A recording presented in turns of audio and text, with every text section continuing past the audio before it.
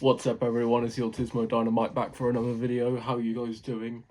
And yeah, we are officially into Fight Week, baby.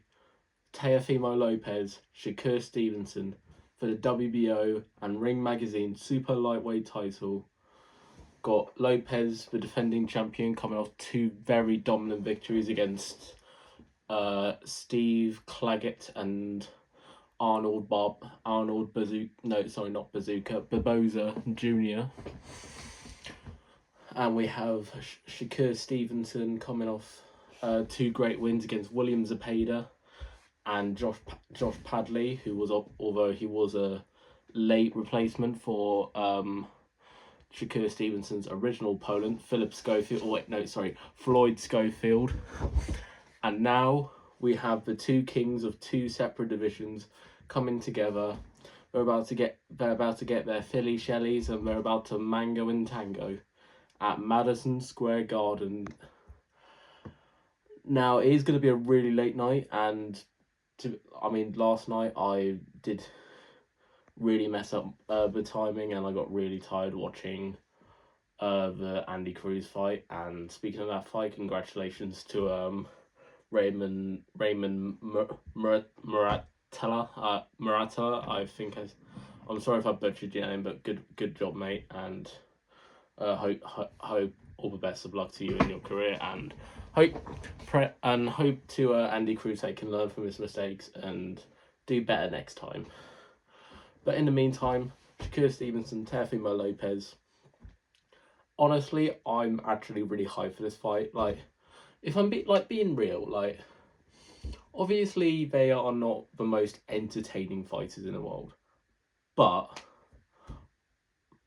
I think they do, like, when you look at their highlights, they can be their skills can be like amazing to watch. I mean, I think it's primarily just the fact that themselves are not I think Teofimo Lopez is pretty entertaining most of the time, but Shakur Stevenson certainly isn't exactly one of those guys whose performances set the world on fire. But I think with the right people, their fights are bloody good to watch. And Shakur Stevenson, and maybe to an extent with Teofimo Lopez, they may not have the most exciting performances, but I think they do have some really good highlights.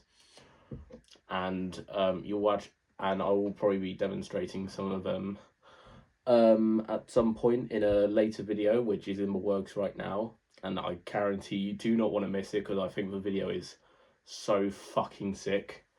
But anyway, so what I want to quickly just get my predictions out for this fight. So, Teofimo Lopez, what are my thoughts on him? I think he's obviously he's a 2-division world champion, unified at lightweight, and arguably should be undisputed considering the WBC stripped Lomachenko.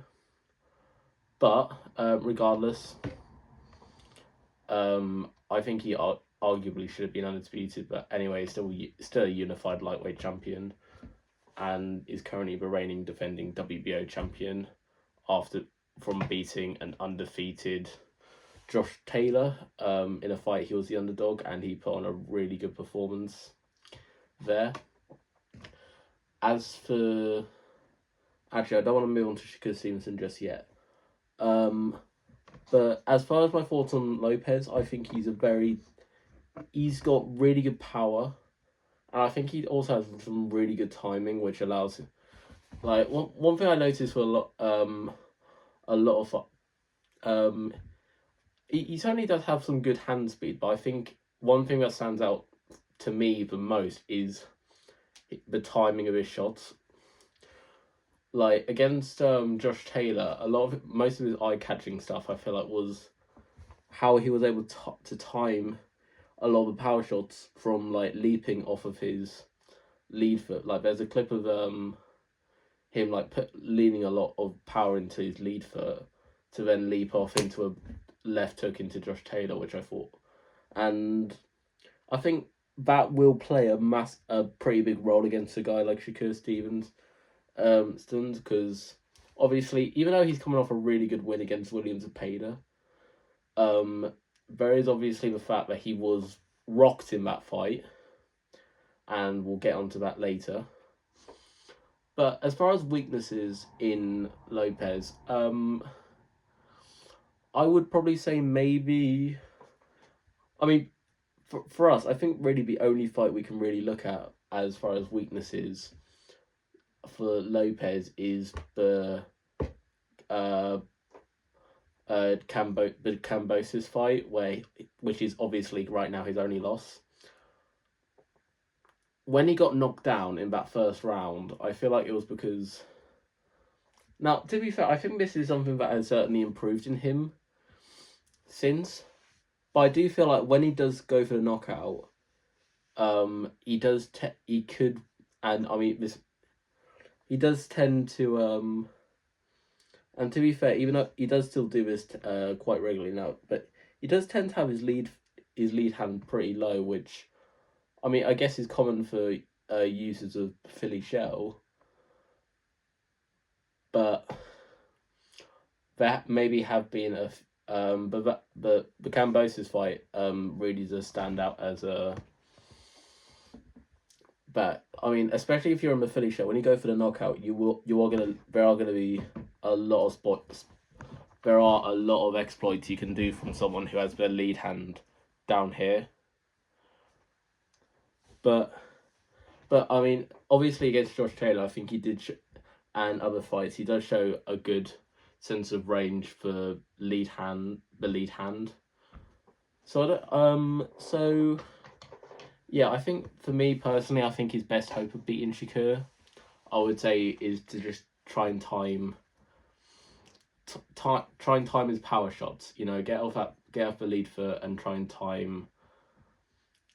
Because like when he times his shots well, he can properly put like. There's one clip of him like I've seen a clip of him like punch a guy so hard his gun shield flew out the ring, and there's also one clip of him literally overhand righting a guy to then just like slowly face palm into a floor, and you'll probably see what I'm talking about at some soon enough. But yeah, that's just my keys for victory for Teo, just timing a lot of his power shots. Shakur Stevenson, very talented. Obviously Olympic silver medalist, and I think for me, what sticks out in my mind with someone like Stevenson is that he's kind of. I know a lot of people would describe Devin Haney is like the modern day Floyd Mayweather, but if I'm being real, I think Shakur Stevenson is more. I'd say he's probably more on the lines of a modern day Mayweather. Like if you think about it, their stories are actually kind of similar. You know, you have like their Olympic story where they were so close to achieving gold, and for whatever reason couldn't, which was devastating for them. And after knowing what it's like to be so close and yet so far, they just evolved into phenomenal fighters. Like obviously Floyd went on to be a 5 division world champion. Shakur is right now a 3 division world champion, and is hunting his 4th division against arguably the best in the division right now. And I think what stands out to me most about Shakur is that, like Floyd, he always seems to find a way to adjust mid-fight. Like if he loses a couple rounds, he always just finds a way to make those small adjustments in order to come back and follow through on beating his opponents.